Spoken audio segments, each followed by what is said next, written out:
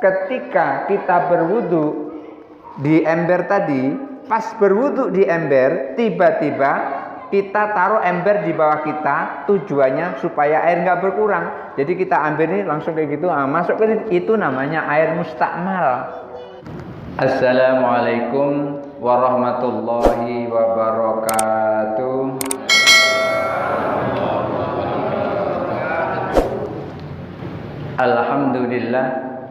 Alhamdulillahi nasta'inuhu wa nastaghfiruh wa na'udzu billahi min syururi anfusina wa min sayyiati a'malina. May yahdihillahu fala mudhillalah wa may yudlilhu fala hadiyalah. Asyhadu an la ilaha illallah wahdahu la syarikalah wa asyhadu anna Muhammadan abduhu wa rasuluhu la nabiyya ba'dah. Allahumma salli ala sayyidina Muhammad wa ala ali sayyidina Muhammad. Rabbi shrah li sadri wa yassir li amri wa hlul 'uqdatam min lisani yafqahu qawli, amma ba'du. Bapak Ibu hadirin hadirat jamaah Masjid As-Salam Kelurahan Kenali Asam Atas, Kecamatan Kota Baru yang dirahmati Allah. Nggak usah khawatir, setiap orang yang duduk di dalam majelis taklim itu malaikat ikut duduk bersama kita dan memohonkan ampun kepada Allah. Sayapnya dibentangkan untuk kita, dan banyak ikan-ikan yang ada di laut itu memohonkan ampun untuk kita semua. Mudah-mudahan kita semuanya diampuni oleh Allah Subhanahu wa taala. Amin, Allahumma amin. Kajian 3 minggu yang lalu tentang fikih kita sudah sampai kepada bagaimana kalau seandainya terkena najis. Kemarin kita bahas tentang najis yang sedikit. Kemarin kan najis ada 4, ada najis besar, najis yang berasal dari anjing dan babi. Yang kedua najis mutawasitoh, najis yang berasal dari kotoran manusia maupun binatang dan dari bangkai. Kemudian yang ketiga najis mukhaffafah atau najis yang ringan, yaitu najis yang berasal dari kencing bayi laki-laki yang belum berumur 2 tahun dan belum makan apa-apa kecuali air susu ibu. Ini khusus bayi laki-laki, bayi perempuan tidak. Bayi laki-laki. Kalau perempuan kencingnya itu sudah masuk mutawasitoh, najis sedang. Tapi kalau bayi laki-laki itu masuk najis mukhaffafah, tapi syaratnya belum makan apa-apa kecuali ASI, air susu ibu. Kemudian yang keempat itu najis yang dimaafkan itu karena terlalu sedikit. Kemarin disampaikan bahwa ketika kita lewat di jalan, kemudian debu beterbangan, debunya bercampur dengan najis, nempel di badan kita, di kain kita, di baju kita, itu najisnya tidak dinilai najis, tetapi dimaafkan najisnya. Kenapa? Karena sulit untuk dihindari. Intinya semua najis yang sulit sekali untuk dihindari, monggo silakan Pak, cari tempat yang nyaman. Ya. Intinya ketika najis itu sulit sekali untuk dihindari, itu dimaafkan. Contoh lagi, umpamanya ini ibu-ibu yang banyak ini, biasanya bapak-bapak ada sih sedikit, tapi yang paling banyak ibu. Misalnya kutu di kepala. Tiba-tiba kutu di kepala itu antara kutu satu dengan kutu yang lain berantem. Kemudian yang satu mati. Kan itu jadi bangkai itu. Nah, itu sulit sekali untuk dihindari. Maka najisnya itu dimaafkan. Atau umpamanya ada luka di tangan atau luka di kaki atau di mana saja, atau mungkin bisul. Orang Jawa nyebut udun. Bisul. Jadi bisul itu ketika dia pecah ujungnya itu akan meleleh. Lelehan itu kalau disentuh orang lain, bagi orang lain itu najis, harus dibersihkan. Tapi untuk si pemilik bisul itu sendiri nggak najis dia, dimaafkan. Kenapa? Dilap keluar lagi, dilap keluar lagi. Coba bayangkan Bapak Ibu, kalau sedang sholat ada bisul di tangan, taruhlah di sini bisulnya, Allahu Akbar, netes, ambil lap lagi. Kapan selesainya? Nggak selesai. Oleh karena itu najisnya termasuk najis yang dimaafkan. Jadi intinya najis yang sulit sekali. Lalu Abu Ishaq Ibrahim bin Ali bin Yusuf penyusun kitab ini menyebutkan itu seperti gerakan kataharrukil yasiri fis sholati, seperti gerakan yang sedikit di dalam sholat.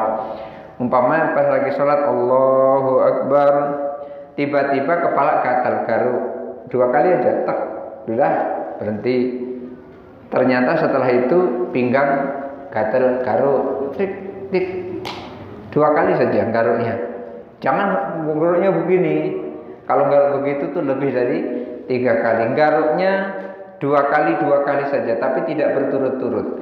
Ketika bergerak di dalam sholat yang bukan gerakan sholat, tapi sedikit gerakannya, itu tidak membatalkan sholat. Maka najis yang sedikit, yang sulit dihindari, itu juga tidak dianggap najis. Gerakan dalam sholat yang sedikit, yang sulit dihindari, umpamanya pas lagi sholat terlihat di lengan ini ada nyamuk.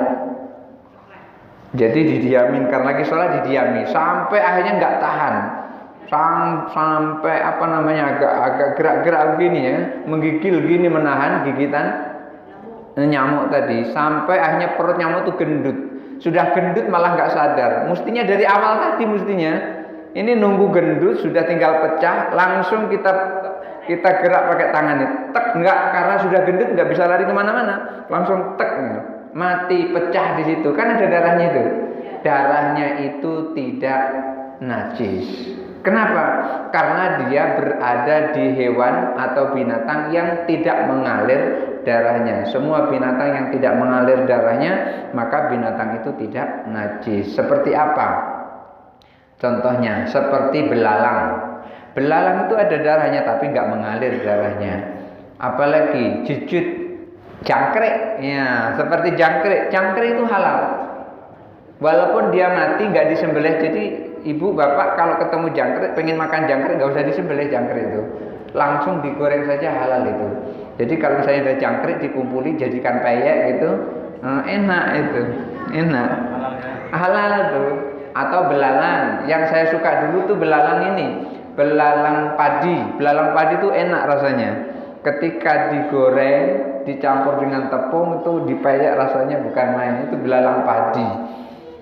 Itu halal, tidak haram, dan dia tidak najis. Kenapa? Darahnya tidak mengalir. Semua binatang yang darahnya tidak mengalir, ketika dipotong darahnya nggak keluar, atau darahnya tidak mengalir dalam siklus tubuhnya itu, maka hukum binatang itu adalah tidak najis. Nah, sekarang kita lanjutkan. Setelah kita tahu najis ada 4, najis berat, mughalladhah, najis sedang, mutawasithah, najis ringan, mukhaffafah, dan najis yang keempat, ma'fu anhu, najis yang dimaafkan. Wa in kana mimma yumkinu hifdzul ma'i minhu nudhirat. Kalau air yang berkemungkinan itu bisa dijaga dari tercampurnya barang-barang dari luar, maka ketika bercampur dengan barang, maka itu perlu diperhatikan bagaimana percampurannya. Kan kemarin ketika ada air yang berubah. Air yang berubah itu kan ada 2 macam kemarin. Berubah karena dirinya sendiri, berubah karena bercampur dengan benda lain. Kalau berubah karena dirinya sendiri, maka air itu tetap suci. Misalnya air kemarin di depan kita, di rumah kita, itu air lama sekali, mungkin ada 2 atau 3 tahun, yang tadinya bening sekarang menjadi agak kebiru-biruan. Berubah itu kan, karena di dalamnya banyak lumut. Maka air yang berubah dengan sendirinya seperti itu tidak najis.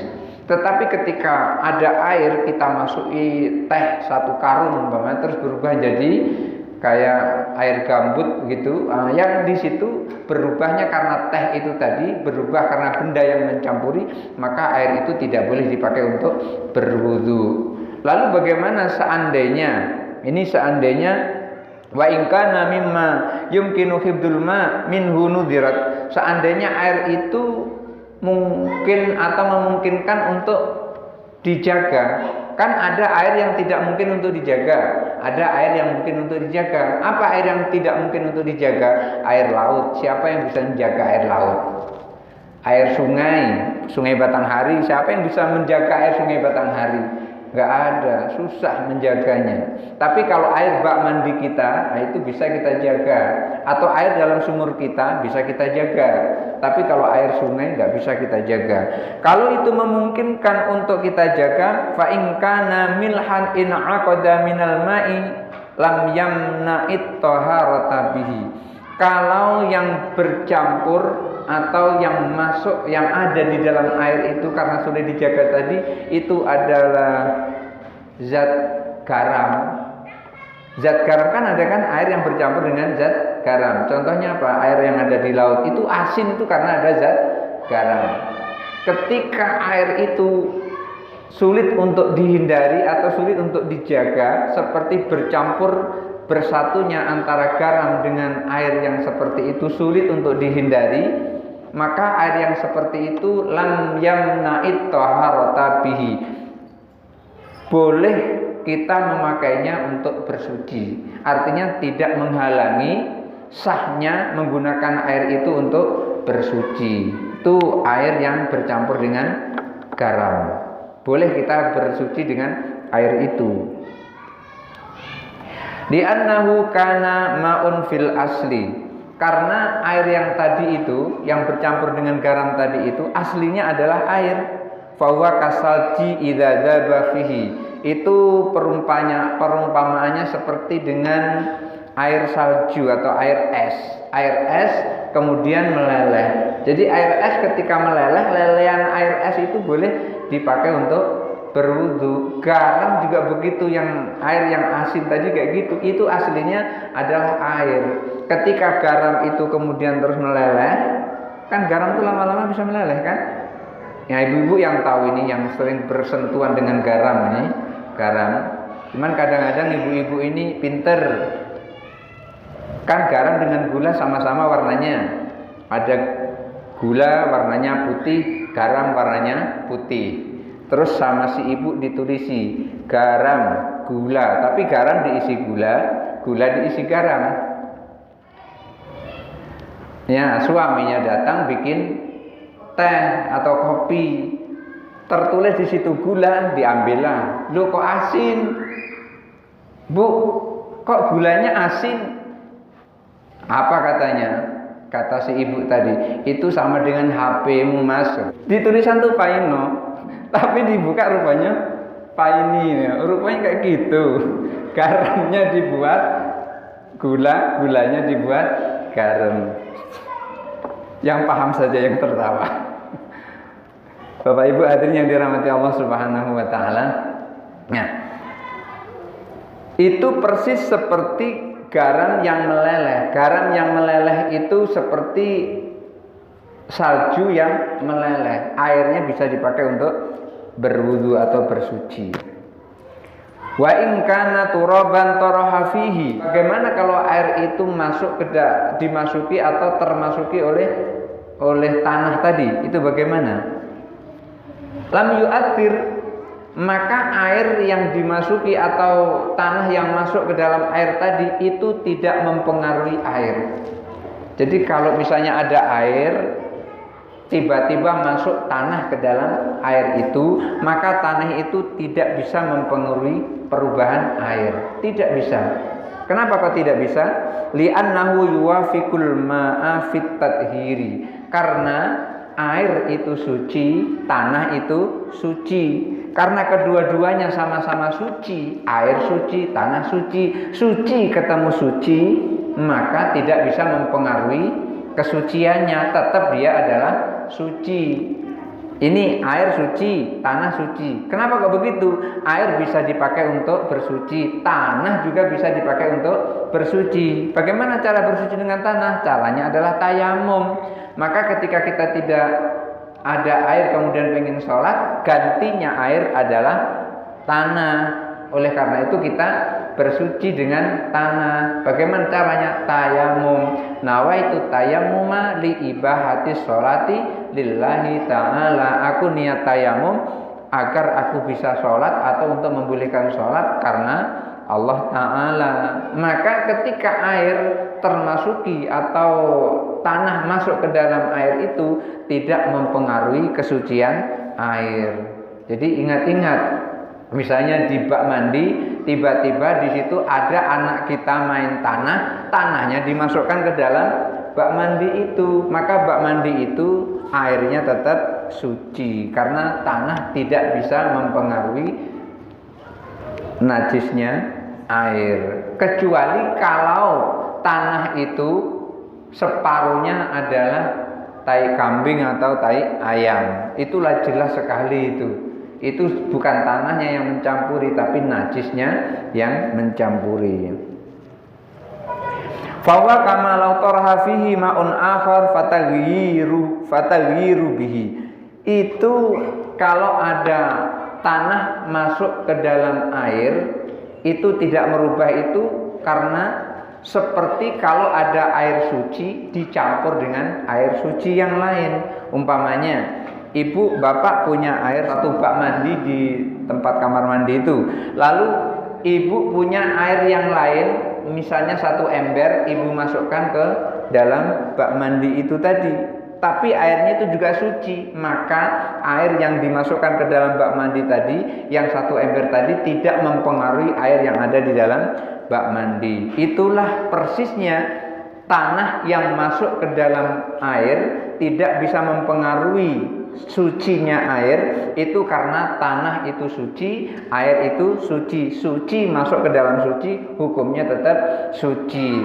Air suci satu bak mandi, air suci satu ember dimasukkan ke dalam air suci satu bak mandi, hukumnya tetap suci. Jadi itu rumusnya ini harus diingat ini. Ini rumusnya ini.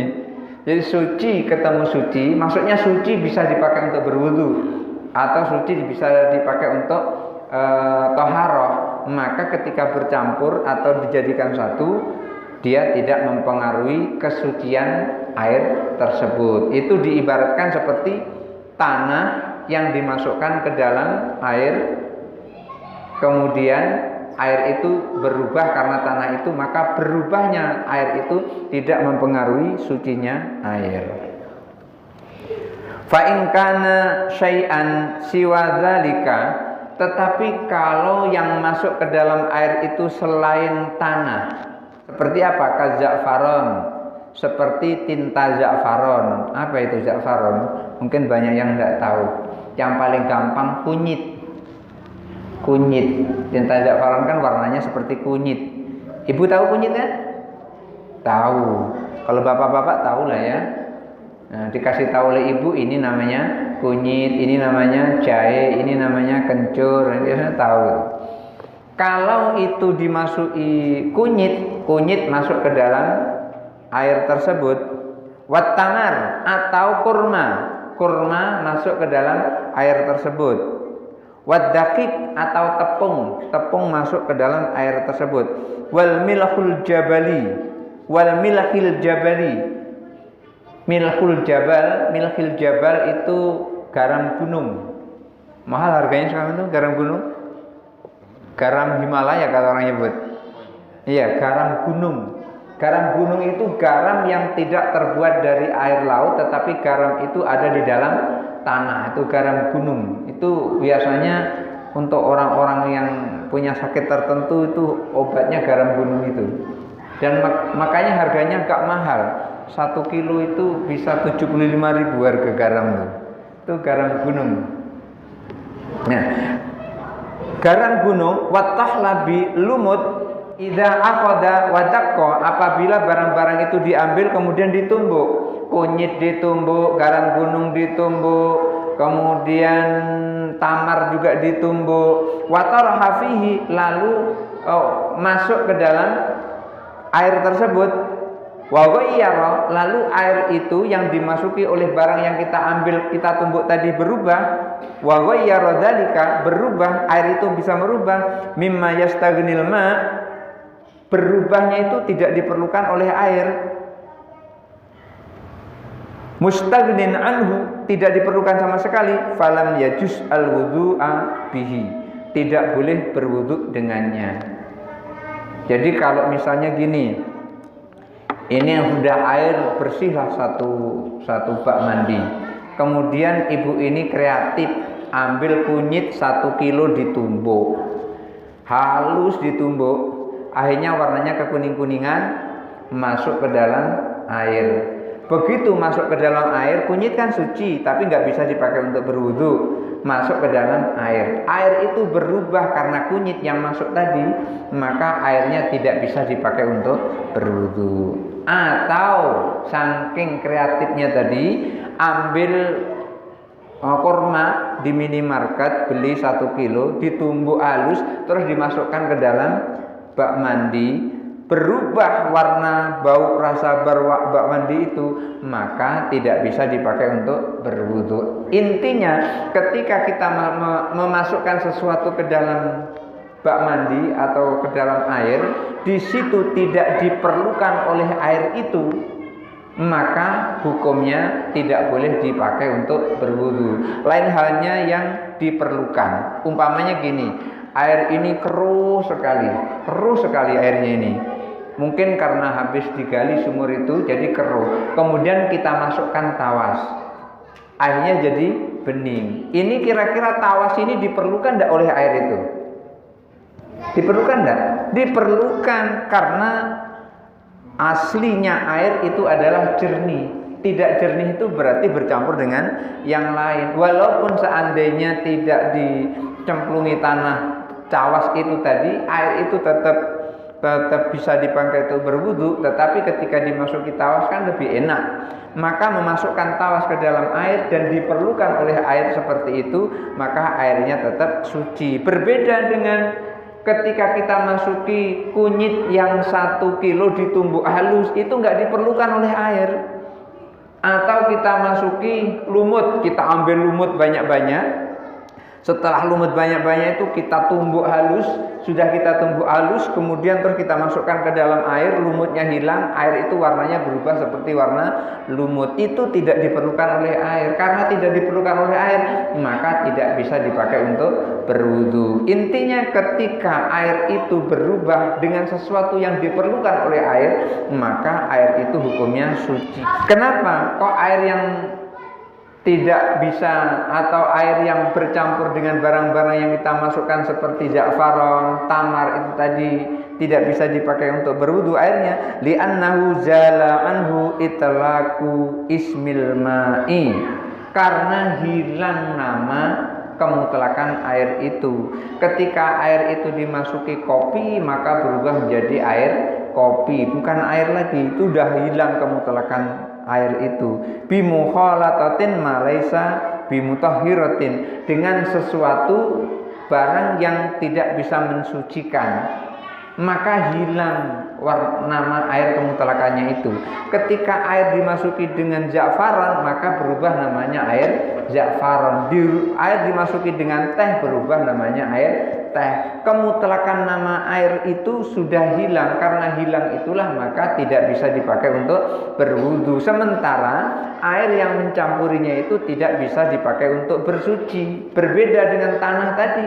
Ketika tanah masuk ke dalam air itu, tanah bisa dipakai untuk bersuci. Karena tanah bisa dipakai untuk bersuci, maka air itu tetap hukumnya masih suci. Jadi kuncinya adalah yang mencampuri bisa dipakai untuk bersuci, maka barang yang dicampuri oleh barang yang bisa dipakai untuk bersuci itu tetap dia adalah suci. Jadi sucinya tidak berubah karena perubahan bercampur barang yang suci itu tadi.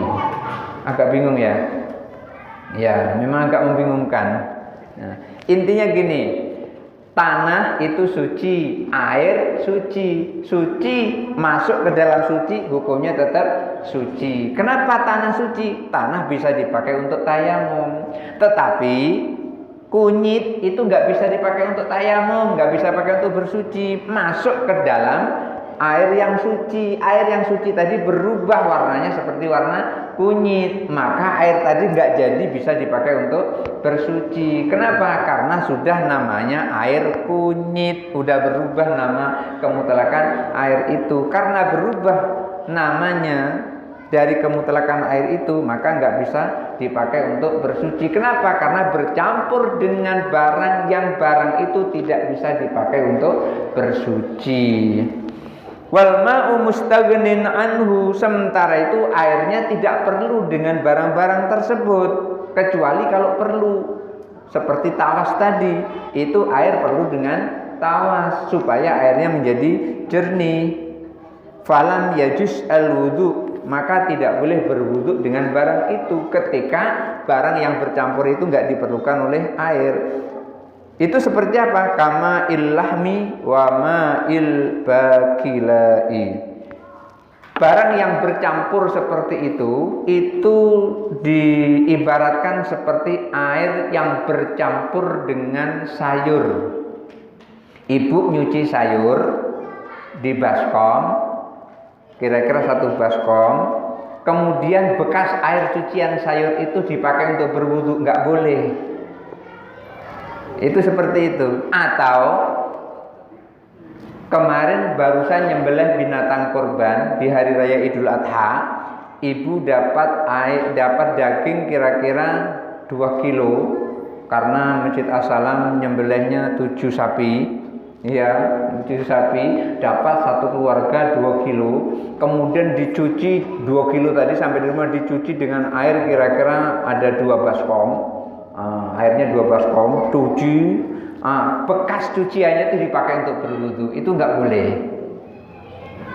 Jangan wudu atau bersuci dengan bekas cucian daging atau bekas cucian sayur. Maka diibaratkan seperti itu tadi, ketika barang yang suci tetapi tidak mensucikan masuk ke dalam air suci, itu persis diibaratkan seperti daging yang masuk ke dalam air untuk dicuci, bekas cuciannya dipakai untuk berwudu, maka nggak boleh. Jadi ibu jangan sesekali berwudu dengan bekas cucian daging, walaupun dagingnya itu 2 kilo.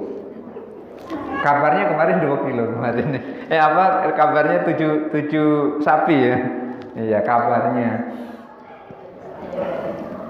Wa in waqa'a fihi ma la yahtalitu bihi, wa in waqa'a fihi, kalau ada barang yang masuk ke dalam air ma la yahtalitu bihi, tetapi barang itu tidak bercampur dengan air. Barang masuk ke dalam air tapi nggak bisa mencampuri air.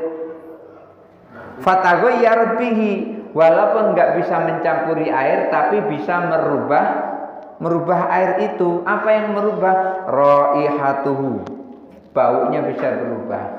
Barang masuk ke dalam air tapi tidak bercampur dengan air, tetapi bisa merubah air itu. Umpamanya baunya jadi berubah. Contoh, kayu gaharu, wangi kayu gaharu itu, begitu masuk ke dalam air itu nggak bercampur dengan air tapi baunya masuk wangi di dalam air itu. Di sini dikatakan kadihni thayyibi, seperti minyak wangi. Pas lagi nunduk, minyak wanginya tumpah ke bak mandi, akhirnya bak mandinya jadi bau minyak wangi semua. Atau wal'ud, atau kayu gaharu tadi yang masuk ke dalam bak mandi. Kalau ada barang-barang seperti ini, barang masuk ke dalam air tapi tidak bercampur dengan air, hanya saja bisa merubah air itu. Bagaimana? Fafihi kaulani. Imam Syirazi menyebutkan di sini ada 2 pendapat. Bagaimana hukumnya air yang bercampur dengan barang yang tidak menyatu dengan air tapi bisa merubah baunya air? Ada kayu gaharu wangi masuk ke dalam air, airnya menjadi wangi baunya. Bagaimana? Bisa nggak dipakai untuk berwudu? Qala fil Buaiti, di dalam kitab Al-Buaiti. Al-Buaiti itu adalah salah satu dari muridnya Imam Syafi'i. murid andalan Imam Syafi'i itu Al-Buaiti. Jadi ketika Imam Syafi'i nggak bisa mengajar, itu Al-Buaiti itu menggantikannya.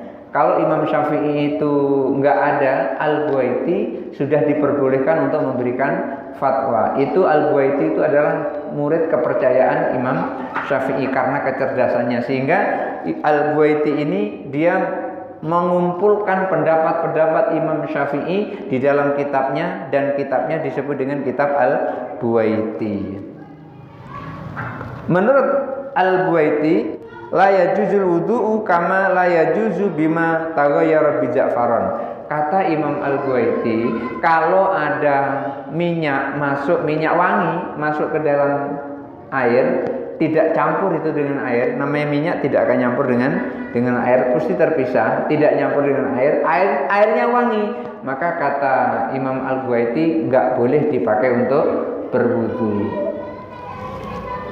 Tongkat atau kayu gaharu masuk ke dalam air, di situ wangi airnya, maka air itu tidak bisa dipakai untuk berwudu. Itu menurut Imam Al-Buaiti. Lalu bagaimana alasan Imam Al-Buaiti? Alasan Imam Al-Buaiti tidak boleh kita berwudu dengan air yang bercampur dengan barang yang wangi tadi itu persis seperti ketika air bercampur dengan za'faron, tumbukan apa tadi? Kunyit. Nah, air yang dicampur dengan tumbukan kunyit, airnya berubah menjadi air kunyit. Yang seperti itu tidak boleh dipakai untuk berwudu. Waruya al-Muzani anna la yajuzul wudu'u kama la yajuzu bima taghayyara bi za'faron. Kata Imam Al-Buaiti, kalau ada minyak wangi masuk ke dalam air, tidak campur itu dengan air, namanya minyak tidak akan nyampur dengan air, pasti terpisah, tidak nyampur dengan airnya wangi, maka kata Imam Al-Buaiti nggak boleh dipakai untuk berwudu. Tongkat atau kayu gaharu masuk ke dalam air, di situ wangi airnya, maka air itu tidak bisa dipakai untuk berwudu. Itu menurut Imam Al-Buaiti. Lalu bagaimana alasan Imam Al-Buaiti? Alasan Imam Al-Buaiti tidak boleh kita berwudu dengan air yang bercampur dengan barang yang wangi tadi itu persis seperti ketika air bercampur dengan za'faron, tumbukan apa tadi? Kunyit. Nah, air yang dicampur dengan tumbukan kunyit, airnya berubah menjadi air kunyit. Yang seperti itu tidak boleh dipakai untuk berwudu. Waruya al-Muzani annahu yajuzul wudu bihi. Berbeda dengan Imam Al-Muzani. Ini juga muridnya Imam Syafi'i ini Syafi'i yang semua ini. Menurut Al-Muzani itu boleh dipakai untuk berwudu. Kalau menurut Imam Al-Buaiti nggak boleh dipakai untuk berwudu karena alasannya adalah persis seperti air bercampur dengan za'faron, nggak boleh dipakai untuk berwudu. Sementara Imam Al-Muzani beliau menyampaikan annahu yajuzul wudu bi, boleh menggunakan air yang bercampur dengan minyak wangi tadi itu, berwudu dengannya boleh. Li annahu taghayyarahu an mujawirati, karena perubahannya itu nggak nyampur, perubahannya itu berdampingan, nggak nyampur. Air dengan minyak itu tidak bisa mencampur. Jadi ketika perubahannya itu tidak bercampur, maka boleh dipakai untuk berwudu. Jadi di sini Bapak Ibu, menurut Imam Al-Muzani, ketika air bercampur dengan minyak wangi itu boleh dipakai untuk berwudu. Kenapa? Karena bercampurnya tidak menyatu. Menyatu itu seperti ini. Ketika saya masuki gula di sini, kemudian saya aduk, itu mencampur jadi satu. Dia nggak bisa dipisahkan, bercampur dengan satu. Tapi kalau seandainya ini ada kayu gaharu, taruhlah ini kayu, kemudian masuk ke dalam sini, maka dia adalah wangi. Ketika kayunya diangkat, wanginya hilang. Ketika kayunya masuk, dia wangi lagi. Jadi ketika bisa atau terpisah seperti itu, kata Imam Al-Muzani, itu boleh dipakai untuk berwudu. Karena apa? Bercampurnya itu mujawirah. Mujawirah itu berdampingan, tidak menyatu bercampurnya itu. Karena bercampurnya tidak menyatu, maka boleh dipakai untuk berwudu. Beliau mengambil perumpamaan bahwa kama lau taghayyara biji fatin bikur bihi. Itu seperti perubahan bau pada air itu lantaran jifah, lantaran bangkai. Ini ada air nih, kemudian di sebelahnya ini ada bangkai. Ada air, ada bangkai. Air itu baunya dipengaruhi oleh bangkai. Maka air yang tidak ada bangkainya, yang ikut bau tadi, itu boleh dipakai untuk berwudu. Kalau sekarang kan memang sudah jarang yang seperti itu. Kalau zaman dulu kan memang wudunya masih di kolam, umpamanya begitu. Di kolam tuh besar, mungkin kolam itu ukurannya 10 meter kali 10 meter. Dalamnya mungkin sekitar 2 meter kan dalam itu. Kemudian di situ ada bangkai. Misalnya ada bangkai, tiba-tiba ayam masuk ke situ. Nah, pas air yang ada di bangkai ayamnya tadi itu nggak bisa dipakai untuk berwudu, tapi yang sebelahnya yang tidak terkena bangkai ayam tadi itu ikut bau, tapi boleh dipakai untuk berwudu. Seperti itu perumpamaannya. Jadi ketika air ada bangkai tidak boleh dipakai untuk berwudu, tapi sebelahnya itu boleh dipakai untuk berwudu, walaupun agak bau-bau sedikit karena nggak ada air lain. Kalau ada air lain ya cari air yang lain. Kalau nggak ada air lain itu boleh dipakai untuk berwudu. Itu seperti ini, seperti air yang berdampingan dengan jifah atau bangkai. Maka yang tidak ada bangkainya, air itu boleh dipakai untuk berwudu. Wa in waqa'a fi qalilun kakafur, kalau air itu termasuki sedikit kapur barus, misalnya sedang ngambil kapur barus, tahu-tahu masuk ke dalam air itu, kan bisa terjadi. Lalu dia hilang kapur barus itu kan dia menguap. Fataghayyara bihi, lalu berubah rihuhu, berubah baunya. Fafihi wajhani, ada dua pendapat. Kalau kapur barus masuk ke dalam air itu ada dua pendapat. Ahaduhuma la yajuzul wudu bihi. Yang pertama, tidak boleh wudu dengan air yang bercampur dengan kapur barus. Kama lau taghayyar bi za'faron. Alasannya seperti halnya kalau berubah karena za'faron. Wasani yajuz li'annahu la yahtalitu bihi, karena tidak bercampur menyatu secara total. Wa innama taghayyara min jihadil mujawirah, karena itu hanya bercampur berdampingan saja, tidak bercampur seperti bercampurnya gula dengan air, tidak menyatu, tapi hanya mujawirah. Jadi ketika menyatu itu tidak boleh dipakai untuk berwudu, tetapi kalau mujawirah itu boleh dipakai untuk berwudu. Jadi intinya ada dua jadinya di sini. Bercampur dengan kapur, kapur barus, dengan kapur barus, kemudian masuk ke dalam air itu dan air itu menjadi baunya berubah menjadi bau kapur barus. Yang pertama, tidak boleh dipakai untuk berwudu karena seperti bercampur dengan za'faron. Yang kedua, boleh dipakai untuk berwudu karena apa? Karena bercampurnya itu mujawirah, bercampurnya itu hanya berdampingan, tidak bercampur menyatu menjadi satu zat, tidak begitu. Maka inilah ikhtilaful ulama rahmah.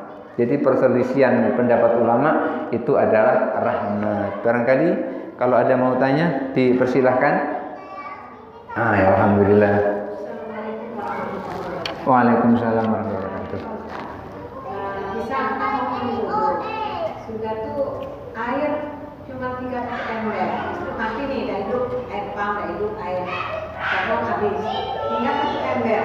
Itu kalau kita ambil dulu, kita ambil pakai gayung itu sempurna tidak perlu kita. Jadi air 1 ember kita pakai untuk berwudu pakai gayung. Pakai gayung terus? Oh gitu. Iya. Ketika air 1 ember dipakai untuk berwudu, makanya pakai gayung, yang itu aman. Jadi boleh dipakai, tapi jangan air yang bekas dipakai itu masuk ke situ lagi. Ini air 1 ember, kita agak jauh sedikit dari ember itu, mungkin kira-kira 25 cm gitu ya. Jadi begitu kita pas nyuci muka, air itu tidak masuk ke dalam ember lagi. Maka yang seperti itu boleh dipakai untuk berwudu. Atau ini kalau ada gayung ya, kalau nggak ada gayung gimana? Mau kayak giniin berat ember.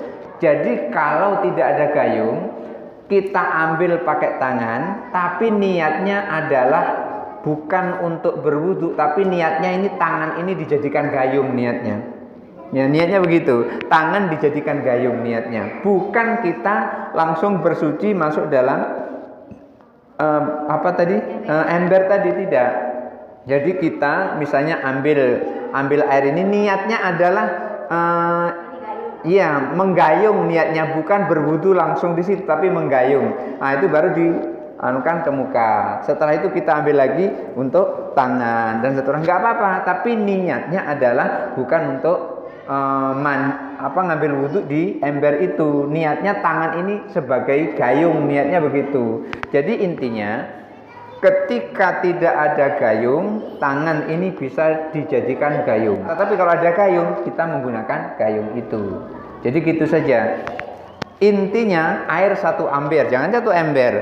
Ini bisa dipakai untuk berwudu. Umpamanya kita colokkan kayak gini, baru kita teteskan gitu. Begitu kita netes itu, air yang datang itu langsung kita usapkan ke muka, kita usapkan ke tangan, seluruh anggota wudhu kita. Kalau ini kurang, tambah 1 lagi, kurang, tambah 1 lagi, kurang, tambah 1 lagi, sampai selesailah semuanya, maka sah wudhunya. Tetapi ketika kita berwudhu di ember tadi, pas berwudhu di ember, tiba-tiba kita taruh ember di bawah kita, tujuannya supaya air nggak berkurang. Jadi kita ambil ini langsung kayak gitu, masuk ke itu, namanya air mustakmal. Ketika air mustakmal seperti itu, tidak boleh lagi dipakai untuk berwudu. Kenapa? Karena airnya kurang dari 2 kolah. Taruhlah misalnya 1 kolah itu ada 10 ember. 1 kolah, 2 kolah itu ada 10 ember. Ketika 10 ember itu semuanya adalah air mustakmal, kemudian dijadikan 10 ember itu dijadikan 1, itu bukan lagi nilainya air mustakmal. Itu bisa dipakai untuk berwudu, langsung tangannya nyelup ke situ. Jadi mustakmal digabung jadi 1, hilang mustakmalnya. Karena mustakmal itu karena kurang dari 2 kolah. Ketika kurang dari 2 kolah, maka air mustakmal itu nilainya mustakmal. Tapi kalau air mustakmal itu dikumpulkan cukup jadi 2 kolah, maka air mustakmal itu tidak lagi nilainya mustakmal. Jadi ibu ketika berwudu dengan air 1 ember tadi pakai gayung itu sudah tepat. Atau misalnya dikasih apa? Selang. Dikasih selang, buka, tek, langsung mancur di situ, nggak apa-apa. Jadi kuncinya air datang ke kita, airnya tetap suci. Tapi kalau kita datang ke air, maka airnya bisa tidak jadi suci. Barangkali itu saja dulu. Intinya air yang bekas wudhu nggak boleh netes ke ember. Iya, jangan netes ke ember. Air jangan sampai mercik ke ember tadi, kembali ke ember, apalagi sengaja untuk ditampung. Tetapi kalau seandainya air yang ditampung tadi itu terus disatukan jadi 1, maka tidak lagi mustakmal namanya. Itu udah air mutlak, bukan mustakmal lagi.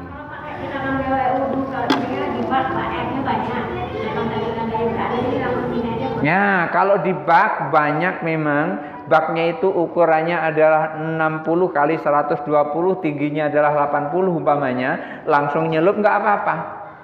Karena itu lebih dari 2 kolah. Pokoknya air itu kalau lebih dari 2 kolah, asal tidak berubah bau, warna dan rasanya, maka air itu bisa dipakai untuk berwudu. Itu kuncinya. Makanya sebelum ibu berwudu, itu dicium dulu, ada nggak bau? Apa tadi kan habis motong ikan, ada tidak bau ikan? Kalau air itu bau ikan, maka air itu nggak bisa dipakai untuk berwudu. Misalnya bau ayam gitu, bau ayam. Karena tangan tadi belum dicuci, udah masuk ke situ. Makanya Rasulullah sampaikan kalau kita bangun tidur, itu sebelum kita ngambil wudhu, tangan itu minta dicuci dulu. Kenapa? Karena selama tidur kita nggak tahu tangan kita ini lari kemana. Kan nggak sadar orang tidur. Mungkin pas lagi gatel lari ke belakang sini, mungkin kan. Bisa jadi rupanya ada sedikit di situ yang belum bersih, langsung ambil air wudhu, maka akan merusak air itu. Oleh karena itu sebelum kita wudhu, tangan kita ini harus kita bersihkan dulu. Kalau kita bangun tidur seperti itu tadi, sebaiknya sebelum kita wudhu, tangan kita dicuci dulu. Kalau dicuci, insya Allah setelah itu bersih, kita masuk ke situ pun tidak akan menyebabkan air itu berubah. Barangkali itu saja. Mari kita sama-sama berdoa. A'udzubillahi minasyaitonirrajim. Bismillahirrahmanirrahim. Alhamdulillahirrahmanirrahim. Allahumma salli ala Sayyidina Muhammad wa ala ali Sayyidina Muhammad. Wa sallim wa radiyallahu ta'ala an sadatina Rasulillahi ajma'in. Allahumma ghfir lana dhunubana wa liwalidayna warhamhum kama rabbayana shighara. Allahumma nawwir qulubana binuri hidayatika kama nawwartal arda binuri syamsika wa qamarika abadan abada. Allahumma ja'alna fahman ka fahmin nabiyyin wa hifdzan ka hifdzil mursalin ka ilhamil malaikatil muqarrabin bi rahmatika ya arhamar rahimin. Rabbana atina fid dunya hasanah wa fil akhirati hasanah wa qina adzabannar. Wa sallallahu ala khairi khalqi Muhammadin sallallahu alaihi wasallam ala alihi washabihi ajmain. Subhana rabbika rabbil izzati amma yasifun wa salamun alal mursalin walhamdulillahi rabbil alamin. Hadanallahu wa iyyakum ajmain. Wallahu muwaffiq ila aqwamit thoriq. Wassalamualaikum warahmatullahi wabarakatuh.